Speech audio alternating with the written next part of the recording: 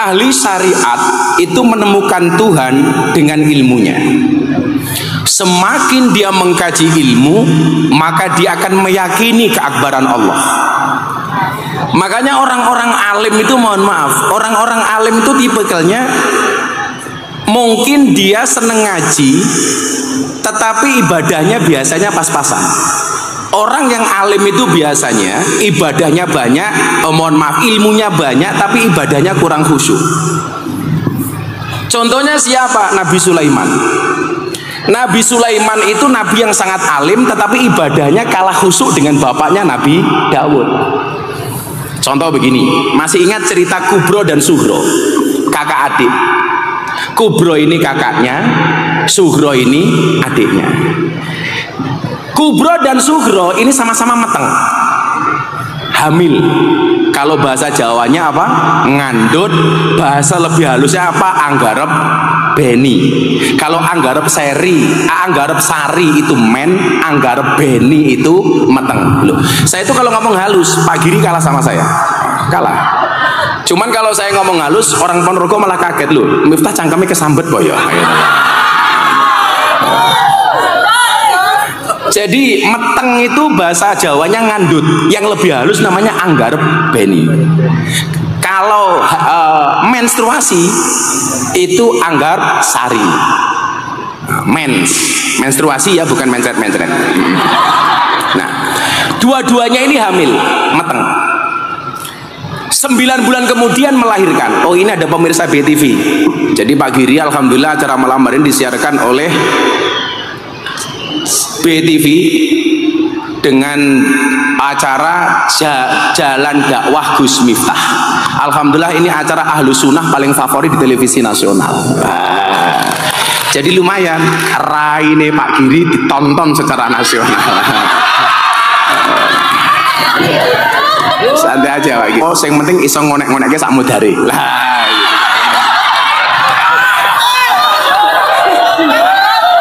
Saya ditanya sama orang Ponorogo, Gus, hebatnya Pak Giri itu apa di Ponorogo? Saya bilang, Pak Giri itu kalau duit nggak punya. Lu tenang, orang di duit cahu, orang duit. Tapi hebatnya dia sebagai pemimpin Ponorogo apa? Satu, modal raih. Gitu loh. Pokoknya saben ada acara masyarakat datang teko, wes ora duwe isin pokoknya. Mohon maaf, rakyat sekarang itu seneng dengan tipikal pemimpin sing ra duwe rai. Ono layatan ra diundang teko, ono sunatan ra diundang teko. Ora iso nyumbang bondo, minimal nyumbang suara. Lah, soalnya Pak Giri niki alhamdulillah senajan ora duwe duit tapi suarane apik. Nah, jadi minimal iso nyumbang lagu. Ya toh Pak Giri? Orang ke ya antem. Akhirnya dua orang ini hamil, sama-sama hamil dari pernikahannya. Ingat ya, hamil di dalam pernikahan, bukan di luar nikah. Hati-hati, jangan sampai kalian hamil di luar nikah. Itu namanya kebobolan matamu, kebobolan. Koyo bal-balan wae kebobolan. Kalau bahasa Inggrisnya saman leven, kumpul kebo. Kalau ada orang kumpul kebo, hati-hati, punya anak namanya gudel. Akhirnya dua-duanya ini melahirkan Pak Giri. Kubro yang besar melahirkan, Suhro yang kecil juga melahirkan. Bayi itu kan lahir pasti sama. Mungkin dulu Pak Giri pas lahir bareng Gus Asmi umpamane, wih bayi ini mesti podo. Senajan to tuwane beda. Nah. Sing siji ganteng, sing siji wireng.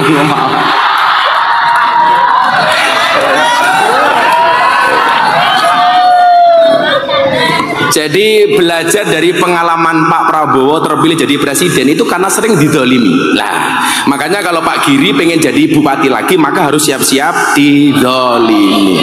Kira-kira begitu Pak Giri. Itu kampanye yang paling murah Pak Giri. Yos gampang langsung diatur lah. Cuman saya itu agak terganggu dengan Tegal Sari itu tahun ini nggak ada haul. Alasannya karena mendekati pilkada takut untuk kampanye. Sebenarnya alasan yang tidak logis. Bukan, pengajian akbarnya nggak ada. Rasa ngeyel wis ngomong karena aku cuk panitiane. Aku ki pengajian tutupannya itu tidak ada, cuman diganti sholawatan. Tapi apapun keputusan panitia kita hormati. Nah, pokoknya wong Ponorogo kudu bangga duwe Mbah Muhammad besar. Jadi bayi itu lahir sama, makanya kenapa bayi itu kalau lahir dikasih gelang, supaya tidak ada bayi yang tertukar. Karena secara fisikly orang itu kalau lahir pasti mirip. Gak usah kembar, orang lain saja itu bisa mirip. Dikasih gelang. Singkat cerita, dua orang ini, Kubro dan Sugro, sama-sama pergi ke hutan. Salah satu bayi di antara keduanya dimakan harimau. Akhirnya bayinya tinggal satu. Bayinya tinggal satu. Begitu bayi tinggal satu, muncul konflik. Konfliknya apa? Perebutan bayi. Kubro mengakui bayi itu adalah anaknya, Sugro juga mengakui bahwa bayi itu adalah anaknya. Geger geden, rebutan. Sugro nggak mau kalah, Kubro nggak mau kalah. Siapa yang gendong bayinya? Sugro. Akhirnya karena nggak ketemu solusi, dibawalah ke pengadilan kerajaan Nabi Dawud. Ini dibawa. Dua-duanya mengajukan gugatan di pengadilan Nabi Dawud alaihissalam. Nabi Dawud itu tipikal khusyuk yang tadi saya bilang, bukan alim. Yang alim itu Nabi Sulaiman. Makanya ayatnya bunyinya apa? Fafahamna Sulaiman. Yang paling alim itu Sulaiman. Rebutan ini Pak, bayiku, bayiku, bayiku, bayiku. Nah coba, ini bayi untuk rebutan. Sekarang mbak-mbak malah banyak yang membuang bayi, gitu loh. Hati-hati cawe dok, nduk, jogonen nduk, tenan. Isi kelingan bahasane Gus Miftah ora? Tahu bulat cuwilik digoreng dadaan regane 500-an. Mosok namu enak model gratisan. Iya. Karena aku jadi ingin. Gak apa-apa lah, lupakan masalah hari ini. Kenapa? Karena besok masih ada masalah lain. Akhirnya Nabi Dawud bertanya, ini nanya siapa? Kubro jawab, anakku. Ini anaknya siapa? Sugro menjawab, anakku. Ketiga kalinya ditanya, kopiku mana? Belum ada. Itu pertanyaan ketiga. Yo gore ini toh Pak Bupati ora pengertian belas. Loh, ini baru Bupati pelayan rakyat.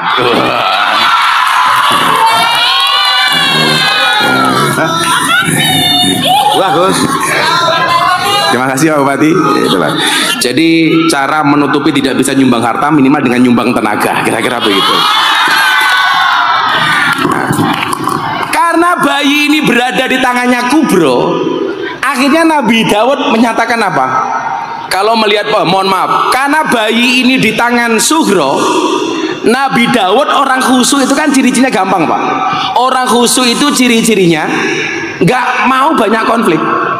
Makanya Pak Bupati sama Bu Wabub, kalau minta doa itu kamu datang kepada kiai khusyuk, jangan kepada kiai alim. Lah ceramah teko kiai alim. Tapi kalau njaluk donga, golek kiai khusyuk. Karena orang khusyuk itu gak banyak pertimbangan Pak. Orang khusyuk itu gak pernah suudon. Anane mau khusnudon toh. Makanya orang khusyuk itu biasanya gampang dihapusi. Iya, karena adanya cuma khusnudon, orang mikir macam-macam. Mila ibu-ibu duwe masalah keluarga, kalau minta doa cari kiai yang khusyuk. Biasanya kiai ini desa sarungnya ngelinting, ambune klembak menyan, sandale suwalu, minimal lili, kita kira-kira itu. Itu orangnya khusyuk-khusyuk. Tapi mohon maaf, dungone mandi. Akhirnya pengadilan Nabi Dawud memutuskan bayi ini adalah merupakan anak dari Sugro. Kenapa? Karena yang gendong bayinya itu Sugro. Pengadilan ditutup. Begitu keluar pengadilan ketemu Nabi Sulaiman. Nabi Sulaiman itu anaknya Nabi Dawud. Ibu, bapak, sebelum saya lanjutkan, itulah alasan kenapa Nabi Muhammad itu tidak punya anak laki-laki yang hidup. Kenapa? Karena kebiasaannya kalau Nabi itu punya anak laki-laki biasanya menjadi Nabi. Contoh Nabi Ibrahim punya anak Ismail, Ismail menjadi Nabi. Nabi Dawud punya anak Sulaiman menjadi Nabi. Sama meneh, Nabi Yakub mempunyai nama Yahya menjadi nabi. Makanya Nabi Muhammad kenapa tidak punya anak laki-laki yang hidup? Karena khawatir sepeninggal Nabi nanti anaknya dianggap nabi. Padahal la nabiyah ba'dah. Padahal tidak ada nabi setelah Nabi Muhammad. Begitu ketemu Sulaiman, ditanya, kenapa kalian dari mana? Dari pengadilan. Apa yang kalian sengketakan soal anak? Ini anaknya siapa? Anaknya Zuhro. Buktinya apa? Yang bawa Zuhro. Nabi Sulaiman langsung mengadukan peninjauan kembali. Jadi peninjauan kembali itu Pak Kapolres tidak hanya sekarang, sudah ada sejak Nabi Sulaiman. Saya banding, kata Sulaiman, saya nggak percaya kalau bayi ini bayinya si Zuhro. Dibawa kembali ke pengadilan Nabi Dawud. Nabi Dawud, saya banding, saya nggak percaya kalau bayi ini bayinya Zuhro, tapi saya juga nggak yakin kalau bayi ini bayinya Kubro. Akhirnya ditanya sama Nabi Sulaiman, anaknya sopo? Kubro jawab, anakku. Anaknya sopo? Zuhro jawab, anakku. Apa yang terjadi? Karena dua-duanya bersikukuh, Nabi Sulaiman mohon maaf mengambil sebuah pedang. Dia mengatakan kepada dua perempuan ini, karena dua-duanya mengakui ini anaknya, maka izinkan saya membelah bayi ini menjadi dua. Yang separuh saya kasih Kubro, yang separuh saya kasih Zuhro. Akhirnya apa? Si Zuhro menjawab, saya setuju. Sementara si Kubro menjawab, saya tidak setuju wahai Sulaiman. Daripada bayinya dibelah, wallah, berikan bayi ini kepada si Zuhro saja. Akhirnya apa? Nabi Sulaiman memutuskan, yang tadinya Nabi Daud mengatakan ini adalah bayinya Zuhro, Nabi Sulaiman mengatakan bayi ini adalah bayinya Kubro. Kenapa? Karena psikologi seorang ibu nggak mungkin merelakan anaknya untuk dibunuh apalagi dibelah. Sehingga apa? Nabi Daud kemudian mengiyakan apa yang menjadi keputusan Nabi Sulaiman alaihi salam. Nah, niki lho Pak Bupati. Dadi lak jenengan golek pitedah, kuwi takono karo guru sing alim. Tapi lan jenengan golek petunjuk soal sesuk aku menang apa kalah, kuwi takono karo kiai khusyuk. Nah, Pak Giri ini saniki seneng ngedak kula, ora kok mergo kula khusyuk, ora kok mergo kula alim, tapi mergo kula iso goleki rekom nganggo Pak Giri. Saniki saja. Dan siji iso gratisan danco aku.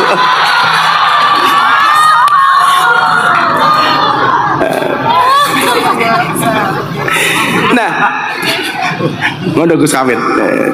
Lah sekolah dinyang ora apa-apa lah, sing penting suban lunas lah. Lah suban wong brayate akeh dinyang kan mesake. Suban santai wae le, engko tak tambahi le. Soge, kan aku AKBP. Aku kiainya Bapak Prabowo.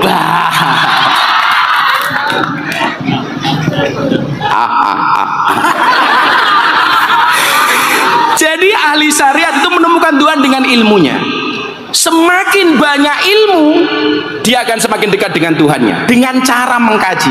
Makanya nyuwun sewu, tipikal kayak Gus Bahak kayak mesti ora khusyuk. Tapi alim. Gitu loh.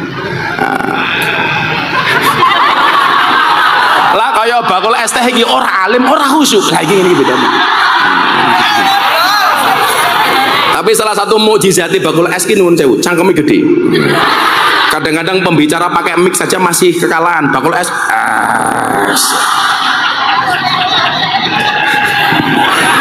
Semoga-moga es mularis le. Bakul es itu harus optimis karena cepat atau lambat pasti cair. Pasti cair. Ora apa-apa le. Wis bengok-bengok ora apa cangkem-cangkemmu dhewe kok santai aja. Iya, alah.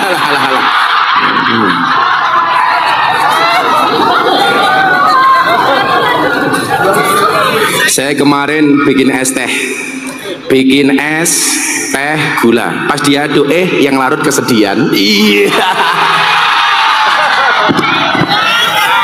Kasihan deh gua. Shallu ala Nabi Muhammad.